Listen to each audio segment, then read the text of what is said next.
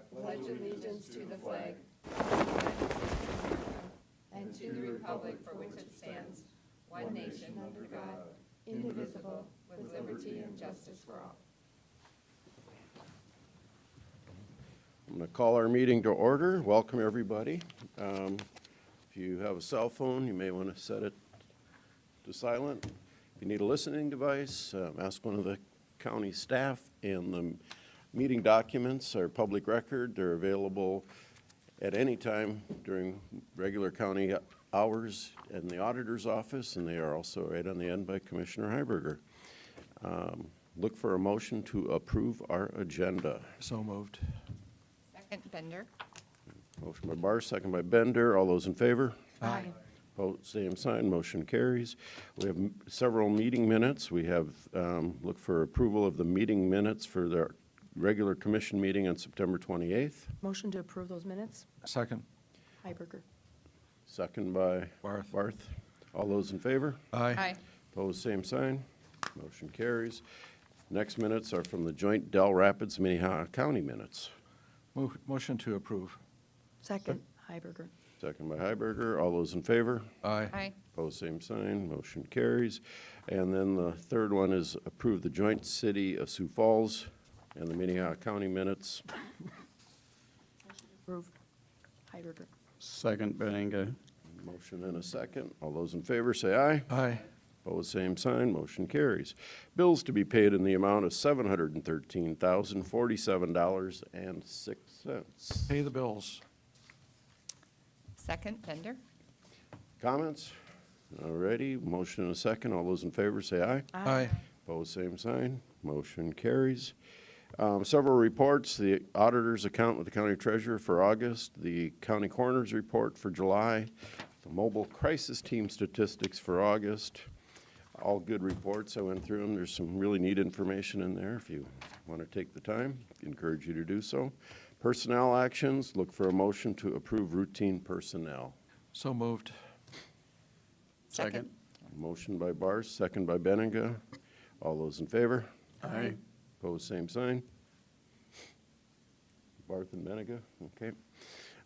So we have significant employee anniversaries. Good morning, Carrie. Good morning, Carrie Deaver from Human Resources.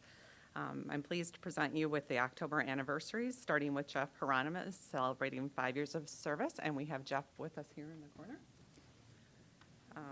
We also have Skylar Early Stone Arrow celebrating 5, and Jason Roeder celebrating 5. They're both in the sheriff's office.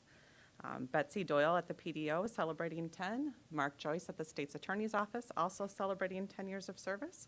And we have Dawn Cox at the JDC celebrating 15.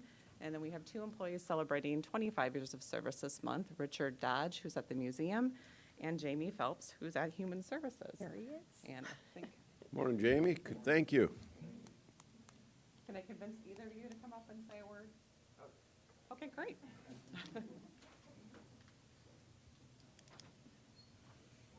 Thank you. And thanks for the opportunity to serve. Yeah.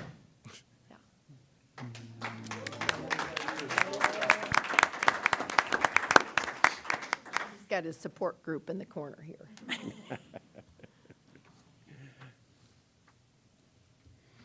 All right. Record volunteers for the county departments for September 2021. Another area of good news, we have just shy of 200 employees who are volunteering in 7 different areas across the county. So our gratitude, of course, to them again this month. Thank you to them. And our action item, special personnel action to approve reclassification of the Human Services Administrative Secretary, pay grade 10 to an administrative clerk, pay grade 9. This position recently became vacant, and as Carrie and Lori looked at their operation, they've decided to have all the individuals in the area up front that help the people who are coming in act in a similar capacity. So they're asking for this position to be reclassified to an administrative clerk, which is 1 pay grade lower. And they're both here if you have any questions.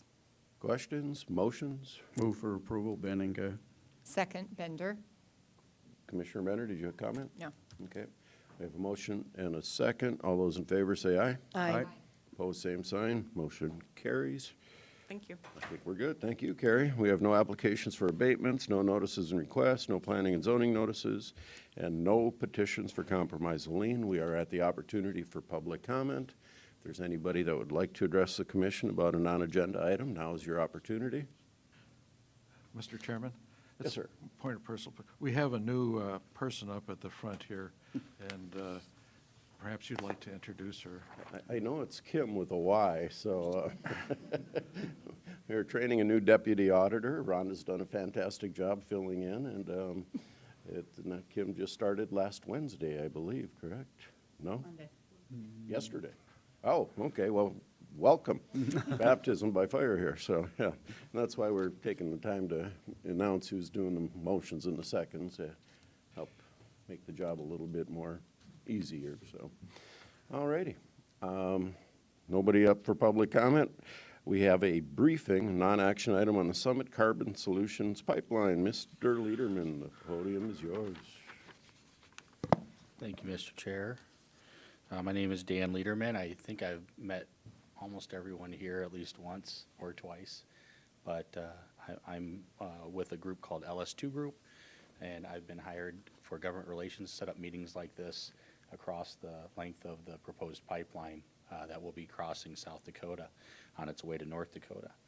So my comments here, I do have a PowerPoint that we can burn through, or if you want to look at our South Dakota briefing, this right here talks about the project, and I can wrap it up in a nutshell. It's capturing carbon from ethanol plants among the 5 states: Minnesota, Iowa, Nebraska, South Dakota, and North Dakota. This diagram here shows how the pipeline process would go, where you take the land, you do the site surveys, and you basically dig the hole, bury the pipe, and then remediate the ground afterwards. The group that's doing this project is called Summit Carbon Solutions, and they're a subsidiary of Summit Agriculture. And if you want to know more about them, they've got quite an executive team set up.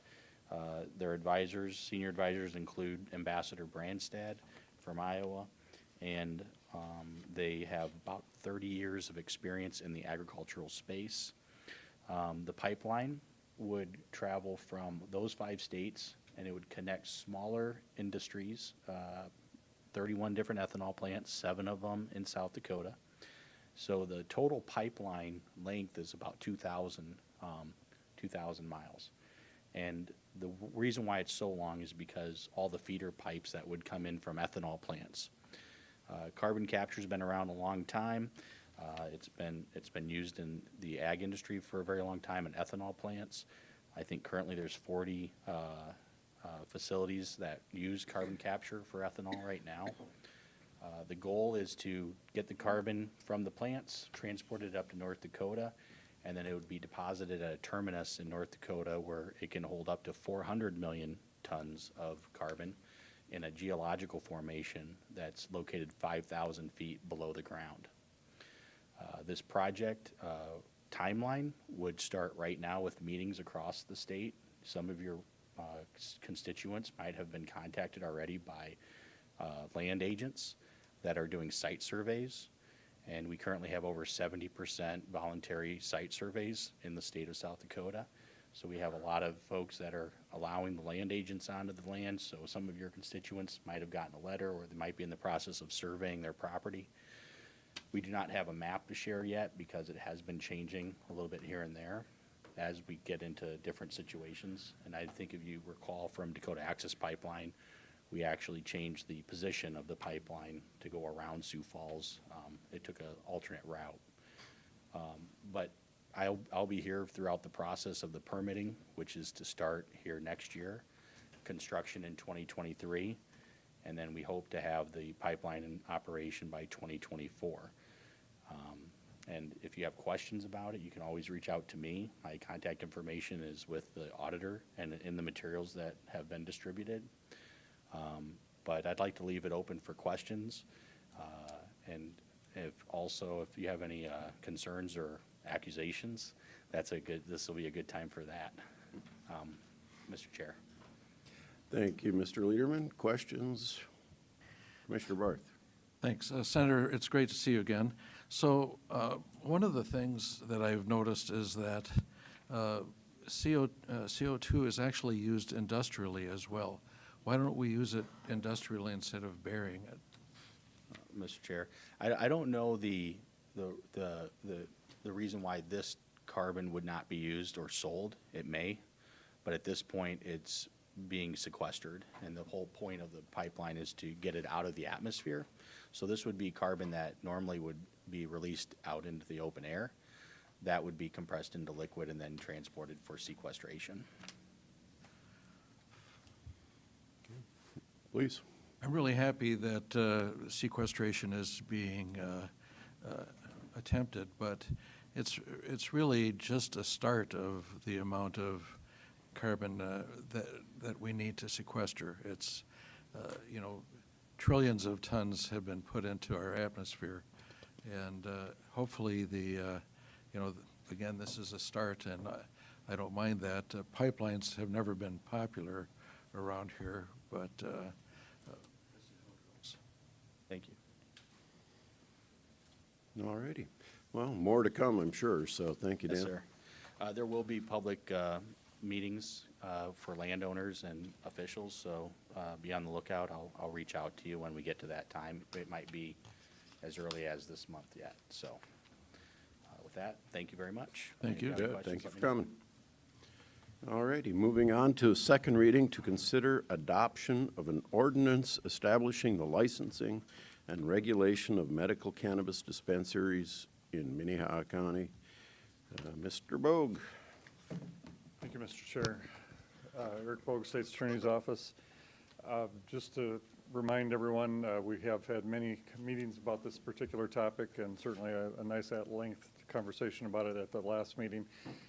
All the changes that we had discussed over the period of time have been incorporated and were accepted by you at the last meeting, so that's why we had an additional reading today to make sure all of you, as well as the public, had an opportunity to digest all of those, mostly grammatical, stylistic changes to make it consistent throughout the ordinance. So at this point, not to belabor the whole second reading concept or third reading concept, I would stand by for any questions that any of you might have. I don't know if we need another explanation of it at this point. Appreciate that. Thank you very much. Questions from the commissioners? Commissioner Bender. I don't really have a question. I would just note that I have been contacted by nobody on this ordinance. There's been nobody here for public comment for the last two meetings where we've discussed this, so you would have to assume that that means everybody's fully in favor of this ordinance as drafted.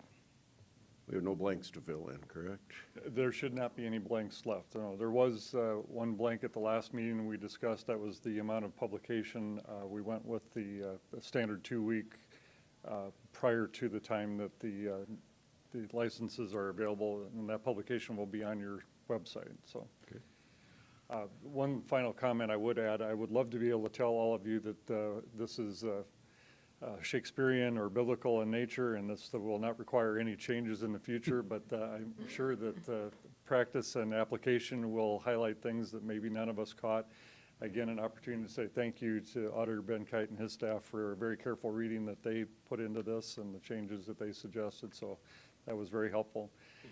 But I think we will have opportunities to massage this as the time goes along, but it's a live and learn process for all of us around the state. So hopefully we got as close as we can with the first one, but that's the process. Or ordinances that we do have an opportunity to amend them if we need to. So, Okay. Mr. Thank Chairman? you for all your work on this. Yes, sir. So I guess I'd like to reiterate some of my concerns about this.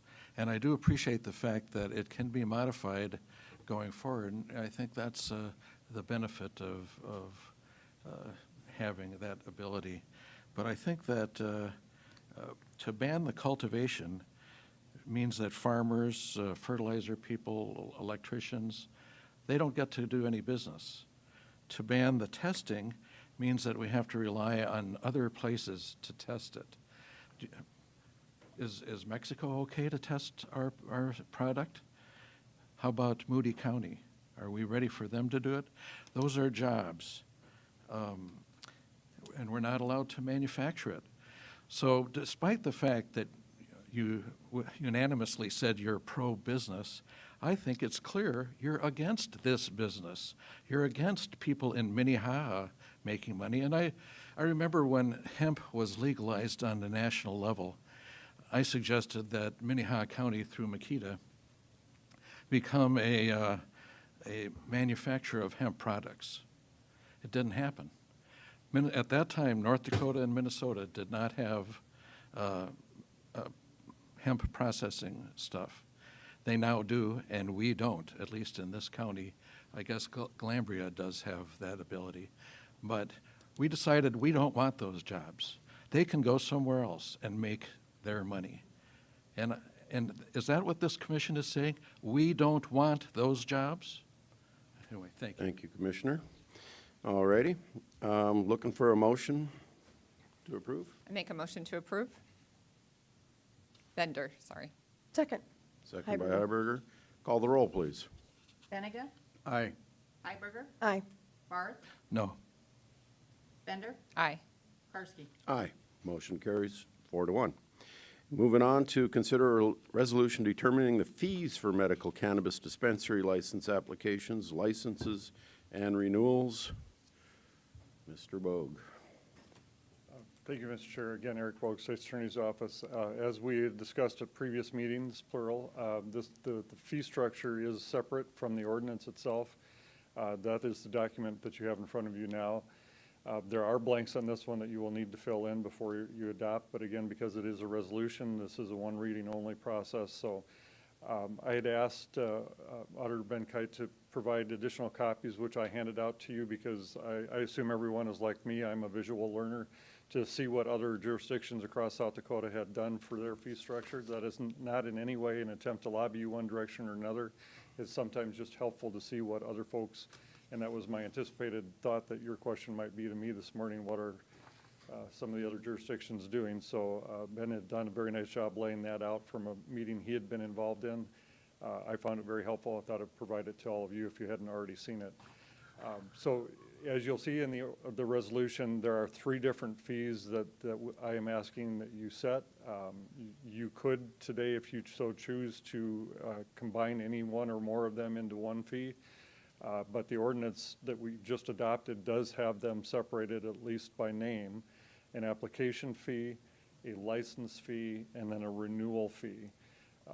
The only thing I would say that I did during my research on this is attempt to articulate, first of all, item 26 as codified says that we as local jurisdictions are allowed to require a license and to set a fee for such license, and such fee that should be reasonable. So to that extent, that's the only guidance that the voters or electors have given us on that structure. Can't blame the legislature on this one. That's the only direction we have. That being said, reasonable is open to a lot of interpretation. And so some of the research I had done coming into this was to ask some of the various departments, and Mr. Kite is here for the auditor's office, again, largely being the one that will manage that application process, but to see what kind of time each of those various departments will have into the application review and licensing before it comes to you, I guess is what I'm trying to say. So because that first reading or first public hearing before you actually issue the license, there's a lot of background work that we'll have done on accounting staff. Having said that, the other thing I would ask all of you to at least envision or keep in mind as you're setting fees, this may be slightly in the, could be categorized in the lobbying effort, was for all of you to understand that while we're only issuing one license, my boss and all of his staff will have the dubious honor of prosecuting any violations that occur, regardless of whether those license violations occur in the county or any of the various municipalities around in Minnehaha County. So the license fee and application fee should, at least as you're setting that amount, keep that in mind, that we are not getting the revenue from the other licenses, but we will have the prosecutorial responsibilities and costs associated. So some of that cost could be viewed as law enforcement, certainly. Some of that could be on the prosecutorial side of things. So those are things to at least consider as you're setting those fees. I hope that Auditor Kite will come up and articulate some of his thoughts, as well as on the actual application and the amount of time that his office will have.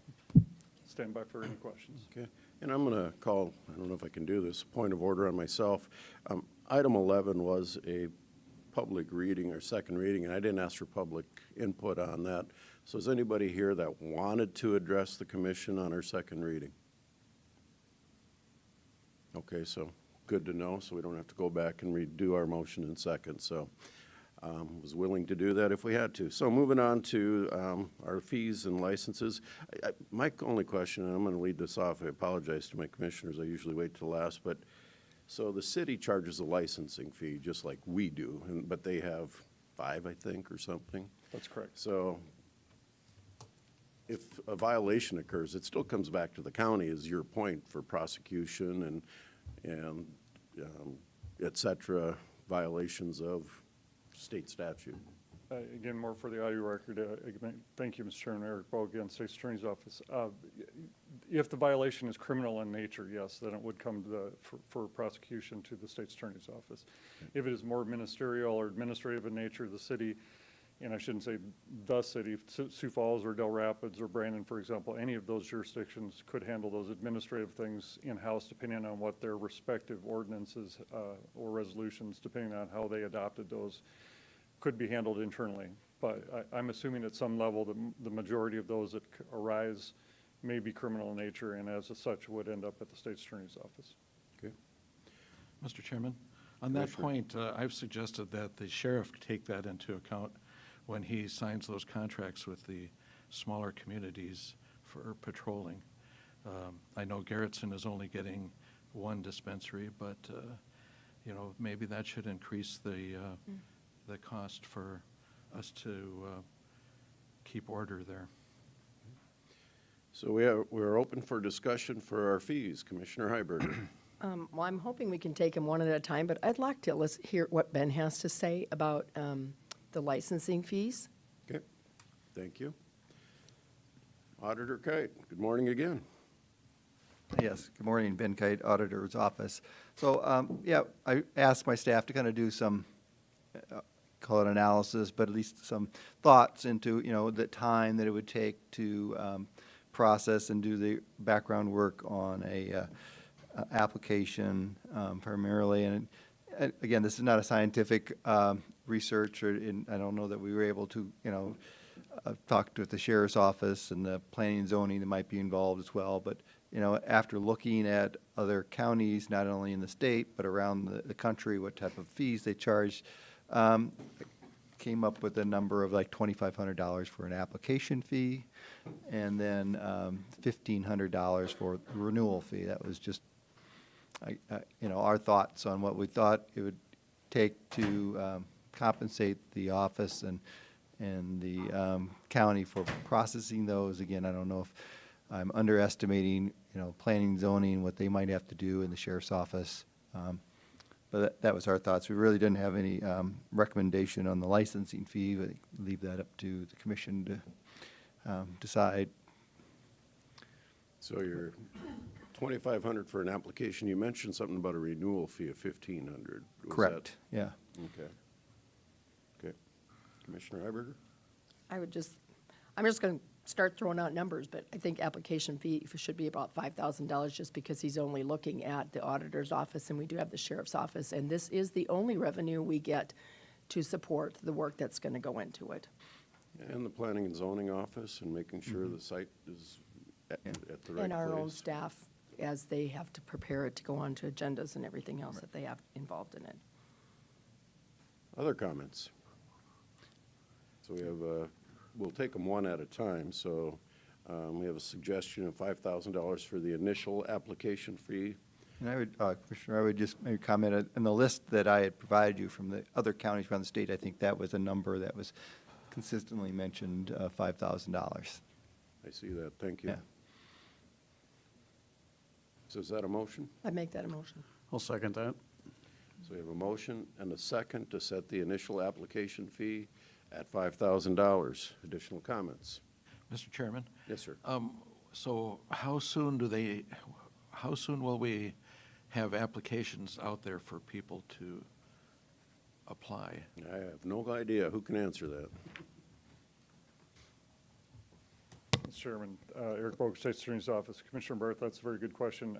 It'd be pursuant to state law, it'd be 20 days after the effective date of the ordinance that you just adopted. So as soon as we have that process published and the application form itself, and I will work with the auditor's office to make sure we have that lined up. But as soon as it's possible to do so, they will be out there.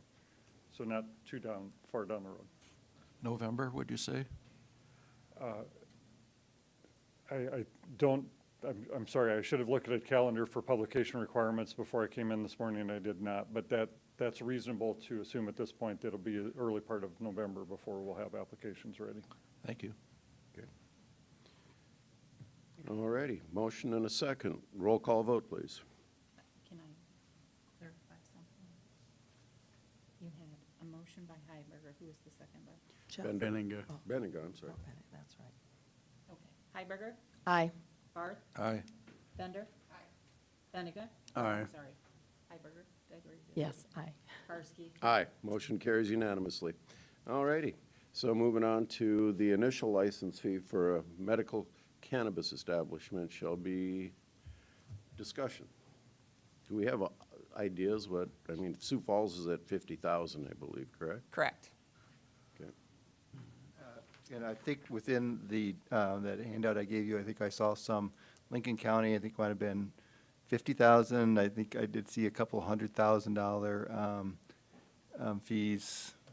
And Meade that might have County been was at highlighted. 125. Meade that? County was at 125. Okay, yeah. So there was a wide range, but some higher ones as well that might be more appropriate. Commissioner Heiberger. I'm going to start it off again. I'm in favor of going high, and so I've come down significantly from where I started months ago, but I would like to see us at that 150 to 125 to 150. I'd like to see the 150 because I think that we need to have money in our budget to possibly add law enforcement and to cover those costs in the state's attorney's office and everywhere else. We can always come down if we feel that it's unreasonable in the future, but I think that we need to start at a higher number, and I think that it's well justified. This is the only revenue we get. We get no tax revenue or anything else off of marijuana. This is it. All righty, additional comments? Is there a second? I don't know I if didn't that make was a motion yet. I'm just Okay. starting the conversation. I guess I wonder how we come up with that number. I remember being at a city council meeting and they wanted to raise a fee for something or other to $50. And Kermit Stager says, you know, how did you come up with that? And their answer was, well, we haven't raised it in a long time. And it seems to me like this is just a random number. And, you know, I think that it also precludes regular people from going into this business. And certainly a multinational like Amazon could apply and pay that. But, you know, Smo's Bar won't be able to. And I think it's either too high or too low. Additional comments?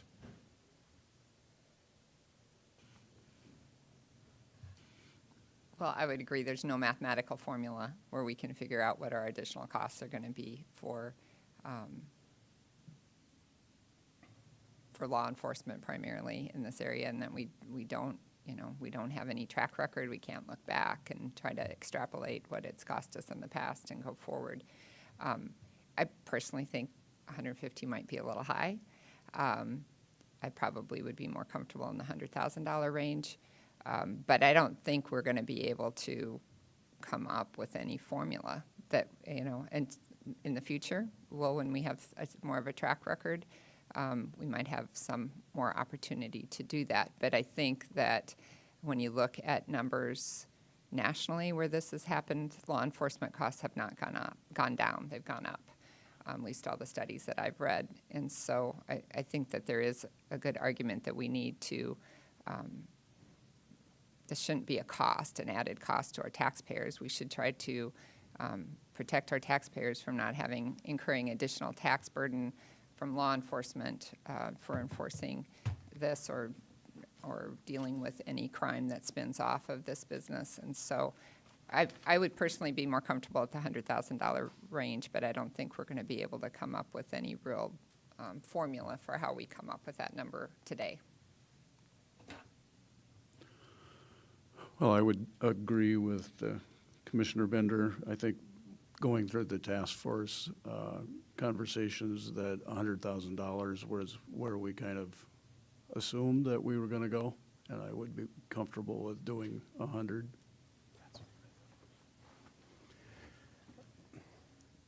I guess I'll throw my thoughts in on the math. You know, a deputy state's attorney is a little over $100,000 a year. The cost of a deputy, I mean, is it safe to assume that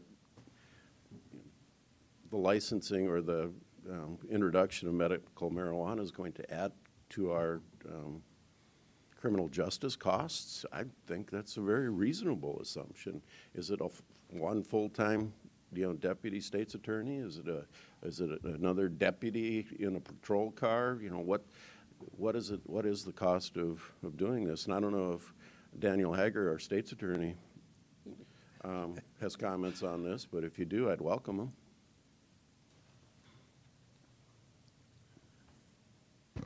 There's probably times when I'll have comments on stuff that I should keep to myself, times when I can share them.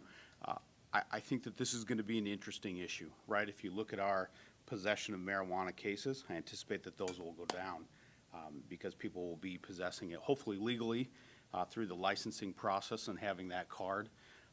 Very often we are seeing substance use involved in our other crimes, right? So just saying, well, if you legalize all substances, that gets rid of other crime or it reduces crime. Our violent crime, our homicides, burglaries, a lot of that stems from substance use.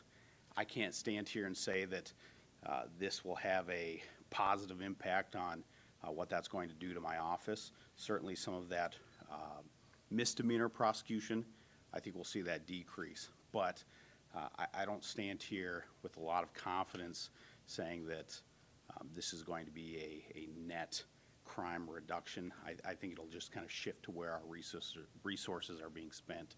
So I do anticipate that we'll be asking for employees, certainly as we are post-COVID. I think we're asking for that as well. And you stated, a deputy state's attorney quickly takes up any money that we're making off of licensing. Thank you very much. Thank you. Questions? Look for a motion. Commissioner Heiberger. I'm going to make a motion for 125, so it's right in the middle of my 150 and their 100, and see if I get a second. I have a motion for $125,000. Looking for a second.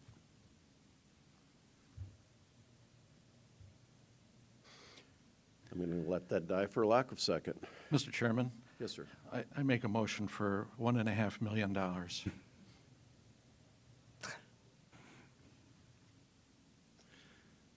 going to let that die for lack of a second. All righty. Looking for another motion. I'll make a motion at $100,000. I'll second that. So we have a motion and a second. Additional discussion. Call the roll. Barth. No. Bender. Aye. Benega. Aye. Hiberger. Aye. Karski. Aye. Motion carries 4-1. And then I'm just going to make a comment that the licensing fee is one for the entire county, where the application fee is non-refundable, if I'm not mistaken. So everybody that wants to apply for that one has to pay $5,000, and that's just to cover the cost. So going on to our renewal license of that one licensing fee, look for a number, comments from our commission.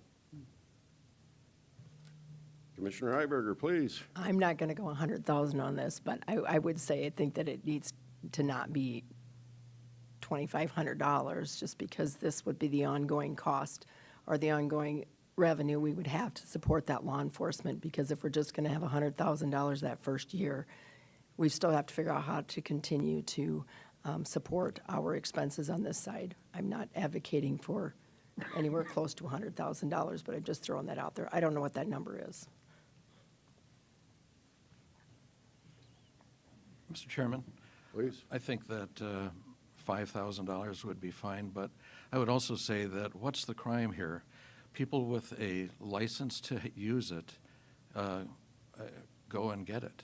I mean, if someone is breaking in there, if someone is sticking them up with a gun, these are issues that are law enforcement. And while oftentimes these crimes are called drug-related crimes, when Al Capone machine gunned his enemies, nobody said it was alcohol-related. It was crime. So we always have to prosecute criminals. And I wish we had licenses to drink alcohol, and that if you didn't have a license and I gave you a beer, I could be prosecuted. Instead, we just have an age limit, which is kind of a random thing. And I think that we don't know how much we're going to have. Abusing your medicine generally is not a crime. People are taking opioids, aspirin, whatever. I hope we don't, but I think that the crime we get is going to be more like robberies and stick-ups, break-ins. Thank you. I would argue it is about the money, and that's what we're talking about here. And I think 2,500's too. I think 5,000's too low. I was thinking 50,000, and maybe 25's a reasonable number. But I'm open to hear other thoughts on it. But I'm in favor of at least $25,000 for the renewal fee. I would be in favor of at least 25,000 as well. I would too.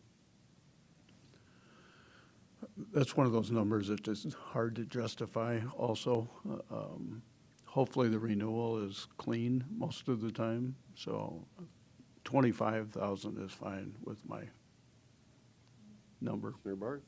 You know, I can go along with that too, and I keep in mind that we can always change it if it turns out to be not what we are afraid of here. And so I'll make a motion for $25,000, and with the hope that 2 years down the road it'll be 5,000. Have a motion. I'll second that motion. Motion and a second. Further discussion. Call the roll. Bender. Aye. Benega. Aye. Iberger. Barth. Aye. Karski. Aye. Motion carries unanimously. Thank you, everybody. Appreciate all the input on that. All righty. Moving on to our briefing by the Southco. Mr. Chair, Yes, sir. I think you need to adopt the resolution in total now. Oh, okay. So look for a motion. So we have all the fees decided. Now we need a motion to adopt the resolution in its entirety. Motion to adopt the resolution in its entirety. Second. Benega. Call the roll. Benega. Aye. Iberger. Aye. Barth. Bender. Aye. Karski. Aye. Motion carries 4-1. Thank you, Eric. All right, briefing by the Southco Department of Legislative Audit on the Minnehaha County FY 2020 audit, something we get to do once a year. Good morning, sir. Good morning. I'm Jeff Schaefer. I'm with the Department of Legislative Audit. We have just completed your fiscal and compliance audit for 2020. It's in its final form. Each of you have been provided with a management letter summarizing what we'll talk about here today. As you'll notice on the second page, it talks about any items that were material enough to be brought to the attention of the board. And you'll also notice that the good thing is that there were none. There were other less significant items that were talked with appropriate personnel and handled in that fashion. There were some small adjustments that were proposed. We didn't even have to we didn't have to even do a formal adjustment this year. So things went very well. And so I leave it to you, any questions that you may have for me. This is a briefing, so no action required, but if you have questions or comments. We did good. We did good. Unmodified opinion. That's as good as it gets. So, Commissioner Bender. I would just like to give a big shout out to the Auditor's Department and for great work. Thank you. Direct reflection. Thank you. Thank you, Jeff. all right. Thank you. Look for a motion to approve the 5-year transportation plan in accordance with the BIG fund requirements and authorize the chair to sign the 2022-2026 certification and form. And the BIG stands for? Bridge Improvement Grants, There Commissioner. you go, state fund. Yep. Okay. Good morning, Commissioners. Steve Groen, Highway Superintendent. Last Tuesday, we had our annual township meeting, which is required by the South Dakota Department of Transportation. Shannon Schultz and Jacob Mars gave a presentation on our upcoming 5-year plan. We sent out about 150 invitations, and as typical, 4 people showed up, 1 township and 3 residents. The State Department of Transportation requires us to certify our attendance list, that we followed all the rules. That's why we're here today. If you have, the 5-year plan is what you saw during the budget process earlier this year, so hopefully there is no surprises. We're just looking for your support to approve that we had a township meeting. Questions, comments, motions? I'd make a motion to approve the plan. Second. Motion by Benega, second by Barth. All those in favor? Aye. Opposed, same sign. Motion carries. Thank you, Steve. Authorize chair to sign plat of tracks 1, 2, 3, and 4 Willow Creek Church Edition for a right-of-way vacation for the reconstruction of County Highway 137. So we're taking a vacation. Commissioners, Jacob Mars from the Highway Department. You've probably seen this item go across your desk several times now.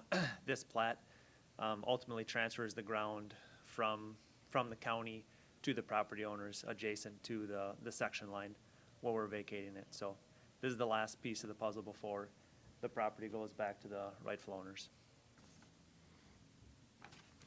All righty. Questions, comments, motions?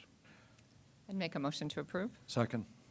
Motion by Bender, second by Barth. All those in favor? Aye. Aye. Opposed, same sign. Motion carries. And look for authorize the chair to sign an amendment with ISG Inc. for highway facility construction. Hello, Carol. Good morning, Commissioners. Carol Mutler, Commission Office. We were really pleased and excited that the construction bids for the highway facility came in under the GMP, the Guaranteed Maximum Price, which provided the flexibility to look at alternates.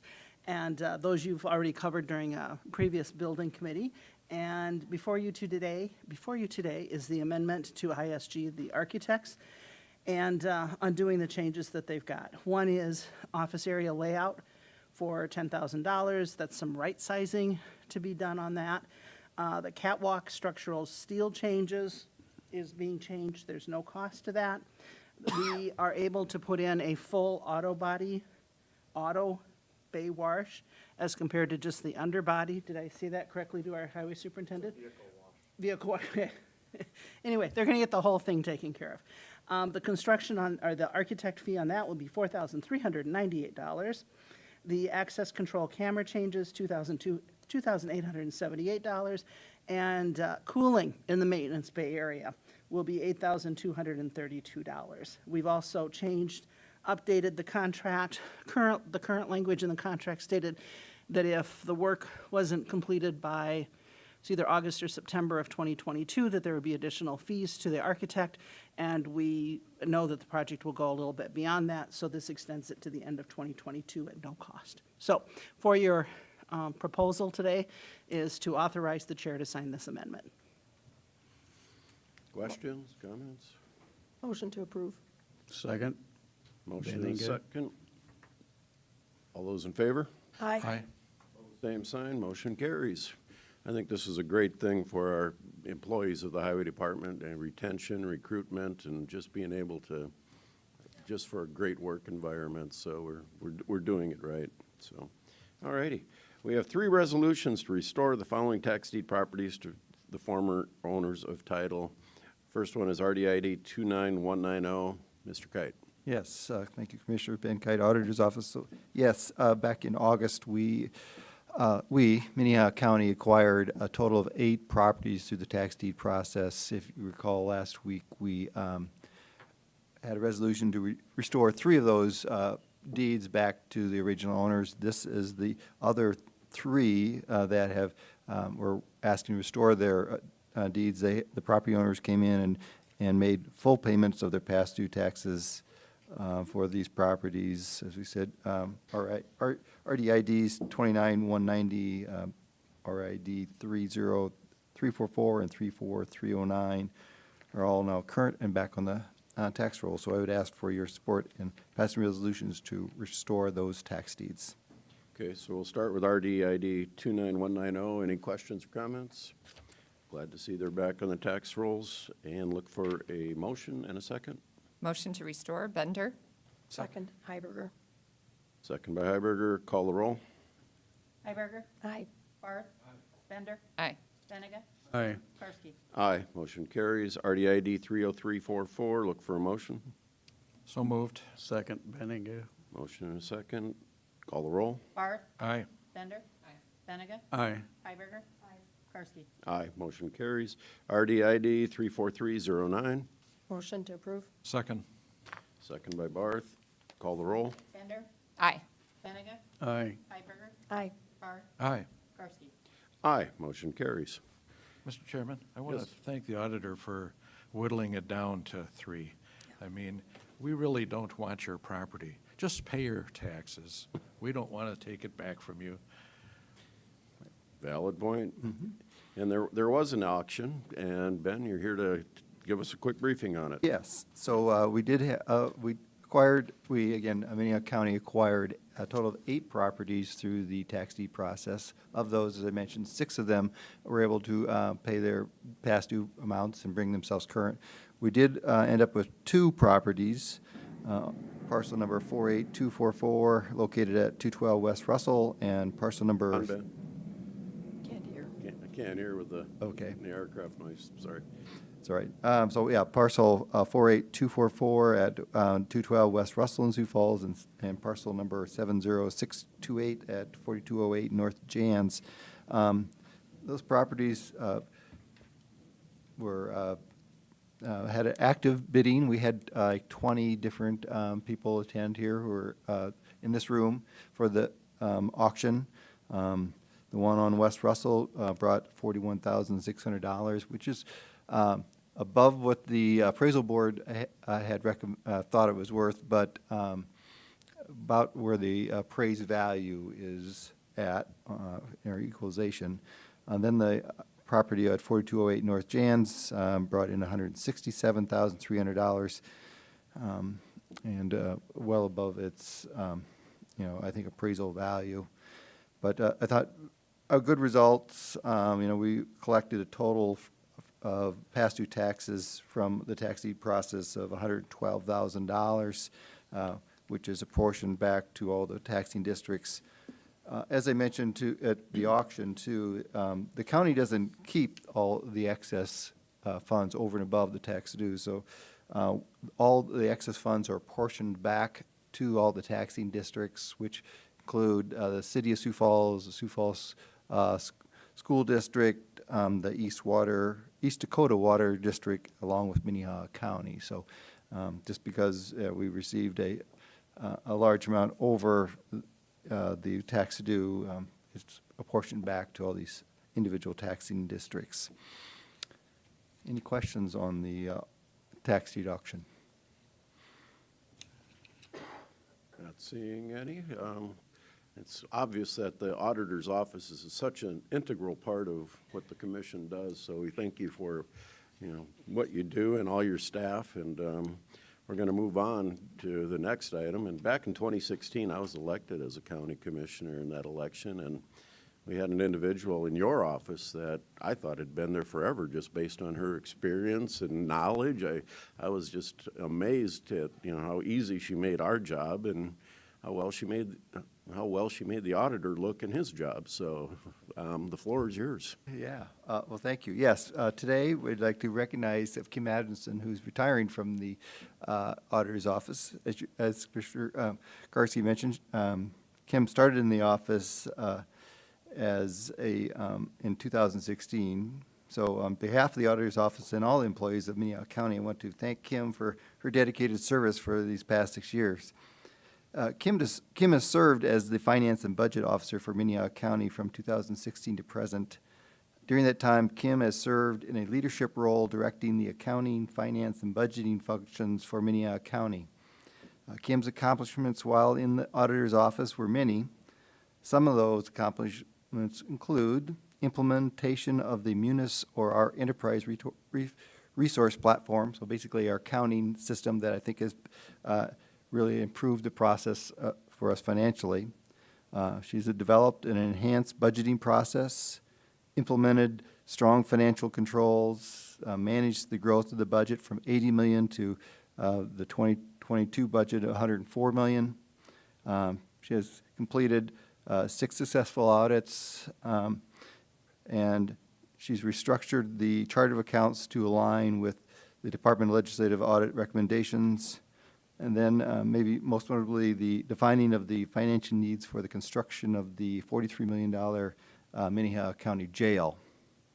So although Kim's leadership and management contribution to Minnehaha County were outstanding, it was her personal relationships she built and her willingness to share her knowledge with others that made her truly valuable employee at Minnehaha County. So I'd like to thank Kim Adams for her service. And we do have a gift for Kim that we'd like to present.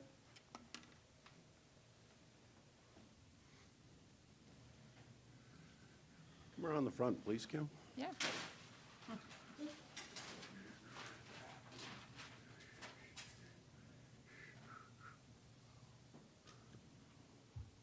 Or around the back is fine. So, Kim, these flowers are for you, Commissioner's office. But we made up this highway sign that is, it's legal. It's not one that you took off the highway, but it's something I hope that you can hold on to remember your time here at Minnehaha County. Well, it's definitely. Speech. Yes. Well, thank you, Ben, and everybody. This is definitely much more attention than is warranted. I do want to thank this commission for all of your support over the last 6 years. When I came to Minnehaha County, I had really no knowledge of local government or county government operations, and I can say after 6.5 years, most days I still feel like I don't have a lot of knowledge about local government. But I definitely appreciate all the support you've provided me. And especially also the staff in our auditor's office. We've been through a lot of challenges over the years, and they've been a great team to work with. We have new faces that are also going to do a great job going forward. I'm probably not going to miss the budget hearings and payroll projections and the work every summer. But I do also want to thank all of our hardworking department directors and department staff who assisted me through that process. We've got some really smart and dedicated people working throughout the county, and it's been a privilege to work with them. Yeah. So thank you. Thank you.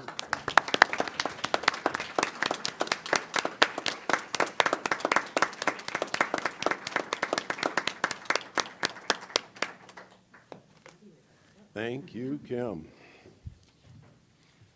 All righty. Mr. Chairman, I remember when Kim came on board, and certainly it was a breath of fresh air, and I had a lot more confidence in those budgetary numbers that she complained about. And I'm retiring at the end of this year. Maybe she'd like to run for my job. The end of this year or next? Oh, sorry, next year. Oh, okay. Just wondering. Nightmare continues. We're not that difficult. All righty. Moving on to liaison reports. Any liaison reports from commissioners? Commissioner Iberger. This last week, the Safety and Justice Challenge contributes to the table talks that are happening in conjunction with Sioux Empire Leadership Council, and it was hosted at the Multicultural Center, and it was just looking for, we had targeted questions and basically looking for what are we missing in the Multicultural Center and what could be envisioned as changes. It was a very diverse group, and I think some really good responses came out of that. And so that's just continuing work of the grant that Minnehaha County received a few years ago. Commissioner Bender. I've given a couple of updates on this. We continue to work on the process with Barry Dunn to review the software for the state's attorney's office. Last week we reviewed the second prosecutor by Carpel, the other software option that we're looking at that we have in our budget to possibly purchase. And so the next step is we've got a couple of issues that we're trying to work through about how different functions would work, but Barry Dunn will then provide us a comparison of the two options. I think they're looking at like 500 criteria or some crazy number, but they've been very helpful to work through. So that process is ongoing, but I don't have a final date yet for when that will be completed. All righty. A lot of work done outside of these meetings, for sure. Any new business? Old business? No executive, oh wait, there is an executive session. Carol? Yeah, we do have exec. So I look for a motion to recess. So moved. Second, Bender. Motion and a second to recess. All those in favor say aye. Aye. Aye. Opposed, same sign. Motion carries. We'll be at recess to 10:05, so got about 8 minutes here. Shut her down, Tony.